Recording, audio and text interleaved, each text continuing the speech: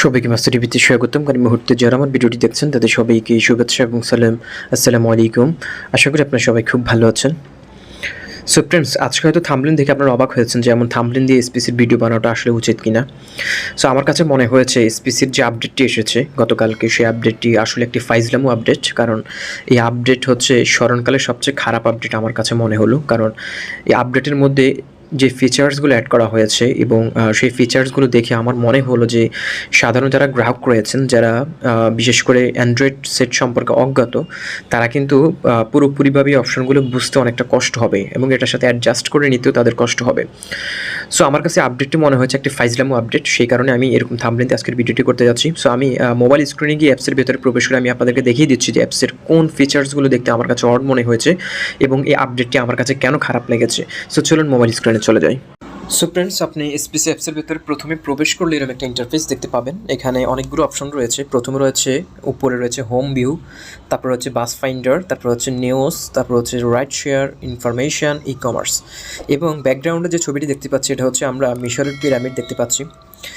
যদিও পিরামিডের হচ্ছে এমএলএম আকৃতির একটি সিম্বল। সো এরা কি সেটি বোঝানোর জন্যই কি আসলে পিরামিড দিয়েছে কি না সেটি আসলে বুঝতে পারছি না। আমার মনে হয় যে এমএলএম ব্যবসা মানে একটি পিরামিড আকৃতির ব্যবসা, সেটি বোঝানোর জন্যই হয়তো পিরামিডটি দেওয়া হয়েছে। সো এখন আপনি এখান থেকে কোন অপশনটাতে প্রবেশ করলে আপনি ডেইলি ওয়ার্কগুলো দেখতে পাবেন, এমন কীভাবে দেখতে পাবেন সেটি হয়তো অনেকে বুঝতে পারবেন না। কারণ এখানে অনেকগুলো অপশন রয়েছে। আপনি যদি এই অপশনগুলোর উপরে ক্লিক করেন আপনি কিন্তু প্রবেশ করবেন না, দেখতে পাচ্ছেন। কিন্তু এই নিচে দেখতে পাচ্ছেন একটি বিন্দু বিন্দু আকৃতির চিহ্ন রয়েছে, দেখতে পাচ্ছেন বিন্দু আকৃতির। আমি একটু মার্ক করে আপনাদেরকে দেখিয়ে দিচ্ছি। এই বিন্দু আকৃতির যে অপশনগুলো দেখতে পাচ্ছেন এখানে আপনার ক্লিক করতে হবে। আমরা কিন্তু প্রথমেই ঢুকে যখন যে লেখাটি ফোকাস করে সেই লেখার উপর কিন্তু আমরা ক্লিক করব। আমিও অনেকবার ট্রাই করেছি, প্রথমে কিআইবি ফোকাস লেখাগুলোর উপর ট্রাই করেছি, কিন্তু দেখতে পাচ্ছি প্রবেশ করে না। পরে দেখলাম যে বিন্দু যে চিহ্নটি রয়েছে, বিন্দু চিহ্নের উপরে ক্লিক করলেই আপনি পেজে ঢুকতে পারবেন। সো উপরে দেখতে পাচ্ছেন হোম পেজ, হোম ভিউ। আমি হোম ভিউতে যদি ক্লিক করি, এখানে ক্লিক করার পর আমাকে নতুন আরেকটা ইন্টারফেসে নিয়ে যাবে। কারণ আমি এসপিসির এই আপডেটটি দেখে আমি আসলে অবাক হয়েছি যে এরকম এসপিসি কীভাবে এরকম একটা আপডেট দিয়েছে, যে আপডেট আমাদের জন্য একটি কষ্টকর আপডেট। এবং আমি চেষ্টা করলেও কিন্তু এখানে সহজেই অপশনগুলো আমি বুঝতে পারবো না, হয়তো 1 সপ্তাহ 2 সপ্তাহ সময় লেগে যাবে অপশনগুলো বুঝতে আমার। সো এরকম আপডেট দেওয়ার মূল কারণটা কি সেটা আমি আসলে বুঝতে পারি না। সো প্রথমে উপরে রয়েছে দেখতে পাচ্ছেন এডিট প্রোফাইল, তারপর রয়েছে সাপোর্ট, জয়নিং, সবগুলো অপশন এখানে ছড়ানো ছিটানোভাবে রয়েছে। এবং ব্যাকগ্রাউন্ডে যে ছবিটি রয়েছে, গাছ, একটি ট্রি দেওয়া রয়েছে এবং উপরে দেওয়া আছে অনেকগুলো পাখি। ব্যাকগ্রাউন্ডে আরেকটা হলো আকাশ। সো এই ট্রি দেওয়ার মূল কারণটা কি আমি বুঝতে পারছি না। আমরা তো ছোটোকালে পড়েছি যে টাকা কি গাছে ধরে, নাকি এখন কি এসপিসির টাকাটাকে গাছে ধরতেছে কি না সেটি আসলে বুঝতে পারি না। তারা এই সিম্বলটা দিয়ে কী বোঝাতে চেয়েছে সেটি বোঝার কোনো ওয়ে নাই। আচ্ছা, যেটাই হোক, তারপরে দেখতে পাচ্ছেন এখানে সাপোর্ট। আপনি যদি কখনো সাপোর্টের উপরে ক্লিক করেন আপনি কিন্তু সাপোর্টে ঢুকতে পারবেন না। ওই সেমভাবে যে বিন্দু আকৃতির যে চিহ্নটি রয়েছে আপনার সেখানে ক্লিক করতে হবে। সো যারা অ্যান্ড্রয়েড সম্পর্কে মোটামুটি জানে তারা হয়তো এই কাজগুলো করতে পারবে, কিন্তু অনেকেই রয়েছেন যে এসপিসি অ্যাপসের ভিতরে ঢুকে আমরা প্রথমে শুধু ডেইলি ওয়ার্কের কাজগুলো করি, ডেইলি ওয়ার্কে ক্লিক করে সেই কাজগুলো করে আমরা বের হয়ে যাই। সো এখানে এখন আপনাকে ওয়ার্কটা খুঁজে নিতে হবে। ওকে, ওয়ার্কটা খুঁজে নিতে হবে। ওয়ার্কটা কীভাবে খুঁজে নিতে হবে, এখানে দেখতে পাবেন যে কোথায় ওয়ার্ক লেখা আছে।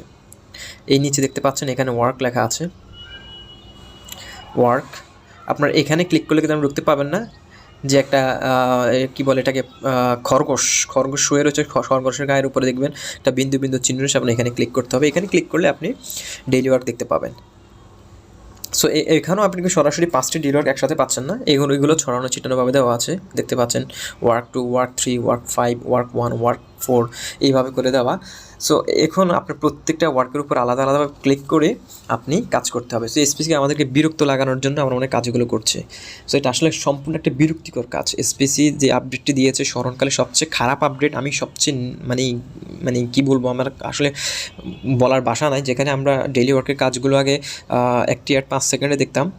সো এবং 5টি অ্যাড দেখতে আমাদের হাইস্ট গেলে আমাদের 25 সেকেন্ড সময় লাগতো। বাট এখন আমার মনে হয় যেভাবে ছড়ানো ছিটানোভাবে আপডেটটি দিয়েছে সেখানে আমাদের এখন সময় লেগে যাবে প্রায় 40 সেকেন্ড থেকে 1 মিনিটের মতোই। কারণ আপনাদের এই অপশনগুলো বুঝতে এখন অনেকটা কষ্ট হবে। প্রত্যেকটা আপডেট এইভাবেই করেছে তারা। সো আমি একটু ব্যাকে যাই। ব্যাকে যাওয়ার পর আমি যেটি দেখতে পাই যে এখানে আপনি এখন প্রথম হচ্ছে শপ। আপনি যদি কোনো প্রোডাক্ট কিনতে চান তাহলে শপে ক্লিক করবেন। এবং আপনি যদি ট্রানজ্যাকশান, আপনার প্রোফাইল দেখতে চান যে আপনার অ্যাকাউন্টে কত টাকা আছে, তাহলে আপনি ট্রানজ্যাকশানে ক্লিক করতে হবে। ওকে, ট্রানজ্যাকশানে ক্লিক করলে হচ্ছে না, আমি আবার ভুল করছি, সরি। বিন্দু চিহ্নটি কোথাও আমি খুঁজে বের করতে হবে। বিন্দু বিন্দু, এই বিন্দু দেখতে পাচ্ছেন। তারপরে আপডেটে দেখতেন পয়েন্ট চার্ট, পয়েন্ট কনভার্ট, মানে এই অপশনগুলো এমনভাবে করেছে যে আসলে কি বলবো আর, আমার কাছে সম্পূর্ণ খারাপ লেগেছে আজকের এই আপডেটটি। এবং আমি আপডেটটা আমার কাছে কেমন বিরক্তিকর মনে হচ্ছে। আপনাদের কাছে কেমন মনে হচ্ছে অবশ্যই কমেন্ট বক্সে জানাবেন। তারপরে শপ যে অপশনটি রয়েছে, আমি যদি শপে ক্লিক করি, ওকে, শপে ক্লিক করলে এখানে দেখতে পাবেন ই কমার্স ইনভয়েস রয়েছে। ই কমার্সে যদি প্রবেশ করি তাহলে এগুলো আমার মোটামুটি আগের মতো রয়েছে। ই কমার্স সাইটটা মোটামুটি আগের মতো রয়েছে।